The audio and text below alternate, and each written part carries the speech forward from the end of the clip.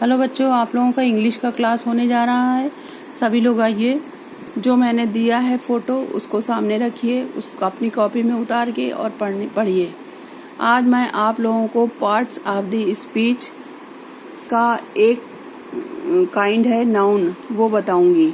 सबसे पहले parts of speech क्या है आप ये जान लीजिए थोड़ा सा शॉर्ट में, आगे तो बताते ही चलेंगे। पार्ट्स ऑफ स्पीच वाक्यों में प्रयोग के अनुसार शब्दों को कई भागों में विभाजित किया जाता है, जिन्हें शब्द भेद या दी पार्ट्स ऑफ स्पीच कहते हैं। यानी जो हम सेंटेंस बनाते हैं उसमें अलग अलग नियम, अलग अलग कायदा, अलग अलग कानून बनाते हैं। उसी हिसाब से हम उसको ग्रामर को अलग अलग में बांट देते हैं। तो इसी तरह से ये पार्ट्स ऑफ द स्पीच भी है। इसको 8 भागों में बांटा गया है। सबसे पहले का नाम है नाउन, दूसरा प्रोनाउन, तीसरा एडजेक्टिव, फिर verb, adverb, preposition, conjunction, interjection. ये इन 8 भागों में बांटा है। 8 भाग में से पहला भाग नाउन, दी नाउन आज आप लोगों को पढ़ाना है। तो पहले नाउन की डेफिनेशन है, a noun is a word used as the name of a person, place और थिंग। एग्जाम्पल है जैसे Mohan, teacher, town, son, river. Noun क्या है? किसी के नाम को सीधे उसको अगर हिंदी में कहा जाए संज्ञा है तो किसको कहते हैं? वस्तु, व्यक्ति या स्थान। तो वस्तु, व्यक्ति या स्थान, क्या व्यक्ति की जगह आप समझ लीजिए प्राणी, या स्थान या वस्तु, इसके नाम को संज्ञा कहते हैं। तो संज्ञा, किसी भी चीज के नाम को हम संज्ञा बोलते हैं, इस तरह से समझ लीजिए। उसके बाद नाउन के भी कई पार्ट हैं, कई काइंड्स हैं। पहला है कॉमन नाउन। उसको हम किस किस तरह से बोलते हैं, किस किस तरह से लोग अलग अलग चीजों के नाम लेते हैं, उसमें सबसे पहला है कॉमन नाउन। कॉमन नाउन की डेफिनेशन हिंदी में ही समझ लीजिए, ज्यादा बेहतर है।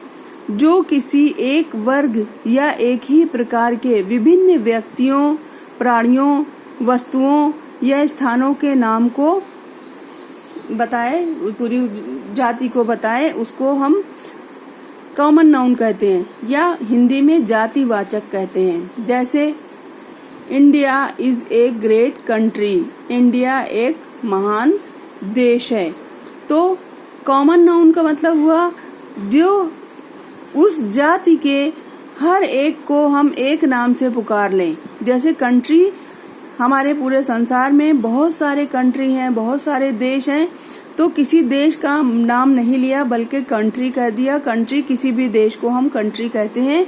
तो इसी तरह से एक जाति समूह को एक नाम से जब हम संबोधित करते हैं तो उसको कहते हैं कॉमन नाउन। जैसे किसी लड़की के बारे में अगर हम बात करेंगे तो कोई भी लड़की को हम लड़की ही बोलेंगे। जैसे गर्ल, बॉय, किसी भी लड़के को बॉय कहेंगे, किसी भी लड़की को गर्ल कहेंगे। बुक, किसी भी सब्जेक्ट की बुक हो, बुक ही बोलेंगे। टेबल, स्टूडेंट, फील्ड, विलेज, हर गांव को विलेज बोलेंगे, हर खेत को फील्ड बोलेंगे, हर एक बच्चा जो पढ़ने जाता है उसको स्टूडेंट कहेंगे। तो ये पूरा जातिवाचक है, यानी इससे एक जाति का पता चलता है। गर्ल से पूरी गर्ल जाति का पता चलता है, बॉय से बॉय जाति का पता चलता है। इसी तरह हॉर्स हो, डोंकी हो, मंकी हो, कुछ भी, किसी भी चीज का नाम ले लीजिए तो उससे जाति का जातिवाचक है, जाति का पूरी जाति का संबोधन होता है। उसको हम क्या बोलेंगे? Common noun. यानी ऐसा जो कॉमन रूप से सबका नाम जिसमें आ जाए, उस शब्द को हम कॉमन नाउन बोलते हैं। दूसरा है प्रॉपर नाउन। किसी विशेष व्यक्ति, वस्तु अथवा स्थान के नाम को व्यक्तिवाचक या प्रॉपर नाउन कहते हैं। जैसे Mahatma Gandhi was a great leader, Akbar, Delhi, the Ganga, India, the Taj. इससे आप क्या समझे? किसी भी शहर को अगर हम कॉमन बोलेंगे तो बोलेंगे सिटी। उस शहर का अगर नाम ले लिया तो क्या बोला? दिल्ली। किसी राजा को, अब राजा है तो हर राजा को राजा कहेंगे, चाहे वो जो भी राजा हो। लेकिन किसी अगर उसको खास तौर से किसी का नाम ले लिया तो वो अकबर हो गया, या कोई भी राजा का नाम ले लिया तो वो प्रॉपर हो जाएगा, यानी खास तौर से उसका नाम लेके बुलाया। इसी तरह से हर नदी को हम रिवर बोलेंगे, लेकिन अलग से किसी एक नदी का नाम लेंगे तो गंगा बोल दिया, गंगा, यमुना, सरस्वती, किसी भी नदी का। इसी तरह इंडिया एक कंट्री है, अगर सब में मिला के बोलेंगे तो वो कॉमन हो जाएगा, कंट्री हो जाएगा, और खास तौर से इंडिया का नाम लेंगे तो वो प्रॉपर हो जाएगा। दी ताजमहल एक ही है, उसको हम बोल देंगे कि दी ताज, उसको ताज बोलेंगे। किसी भी बिल्डिंग को हम बिल्डिंग कह दिया तो बिल्डिंग तो बड़ी बड़ी बनी है, किसी भी महल को महल कह दिया, किसी एक के महल को का नाम लेंगे, या ताज एक ही है, ताज का नाम लिया तो वो प्रॉपर हो गया।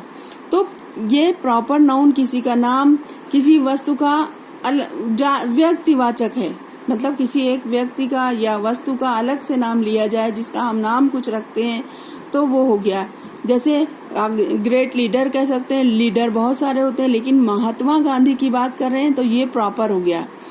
और ये भी बात जान लीजिए, प्रॉपर नाउन अधिकतर कैपिटल लेटर में लिखा जाता है, यानी बड़े अक्षर में लिखा जाता है।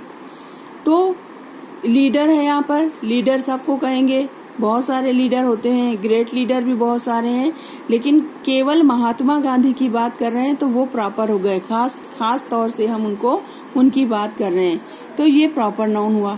तीसरा नाउन है कलेक्टिव नाउन। व्यक्ति या वस्तु के समूह का ज्ञान होता है इससे, यानी कोई चीज को हम मिलाकर बोलेंगे, एक बहुत सारी चीजें हो लेकिन उसको नाम एक बोलेंगे तो उसको क्या कहेंगे, वस्तु, वो समूह हो जाएगा, ठीक है, वो समूहवाचक हो जाएगा, उसको आप हिंदी में बोलेंगे तो समूहवाचक है। जैसे आर्मी का मतलब समझिए सेना, किसी को भी हम एक इंसान को आर्मी नहीं कह सकते। जब कई लोग एक साथ मिलके एक ग्रुप बना होता है आर्मी का तो उसको हम आर्मी कहते हैं।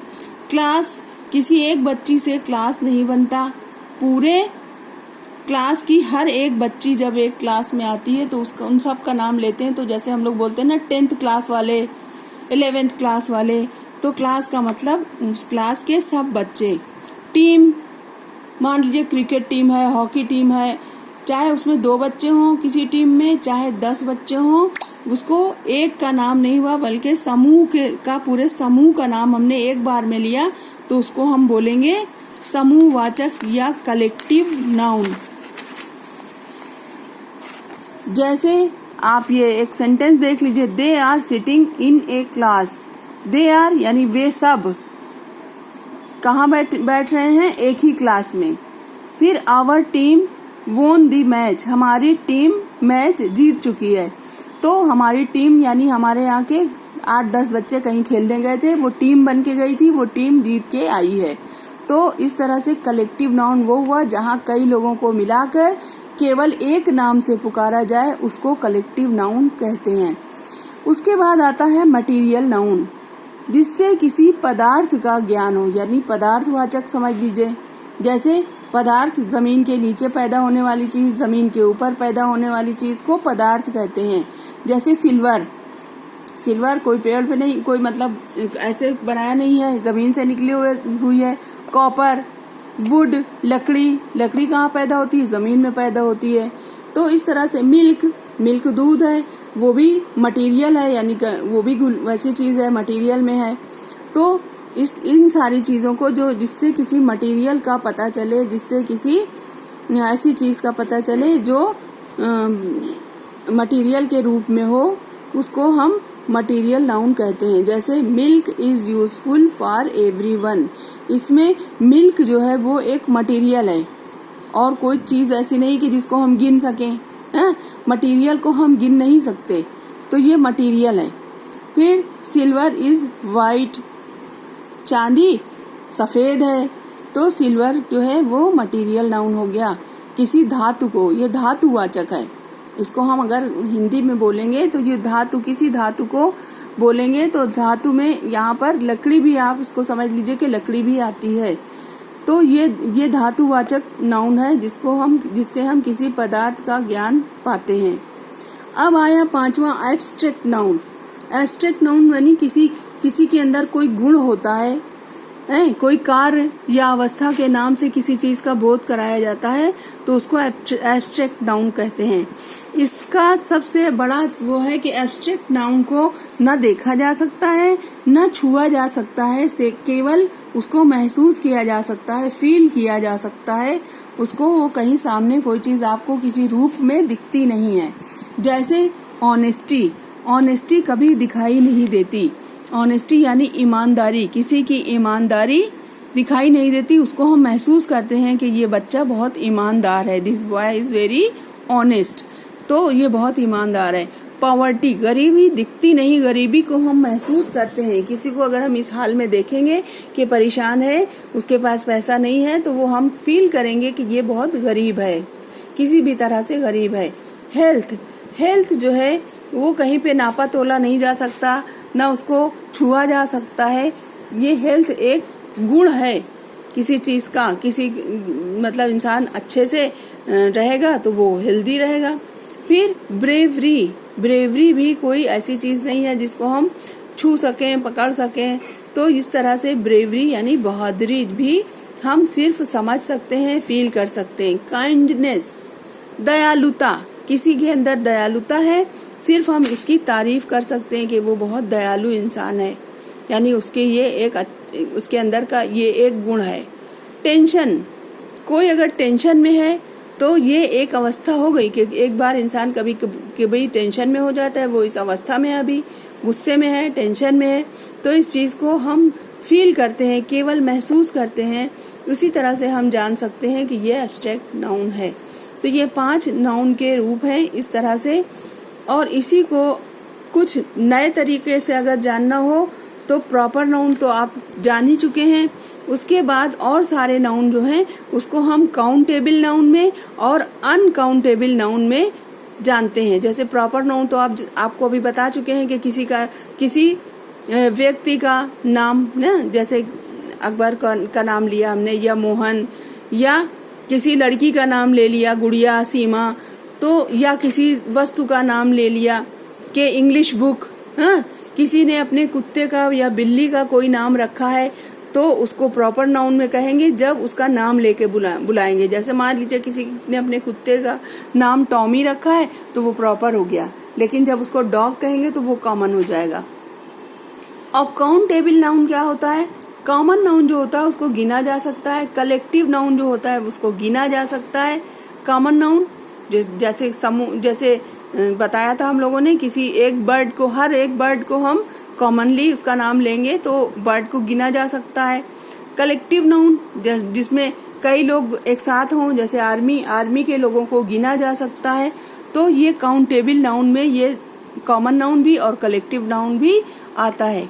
कुछ नाउन है जो गिना नहीं जा सकता, जैसे जिसको हम कहेंगे अनकाउंटेबल नाउन, जिसको हम गिन नहीं सकते।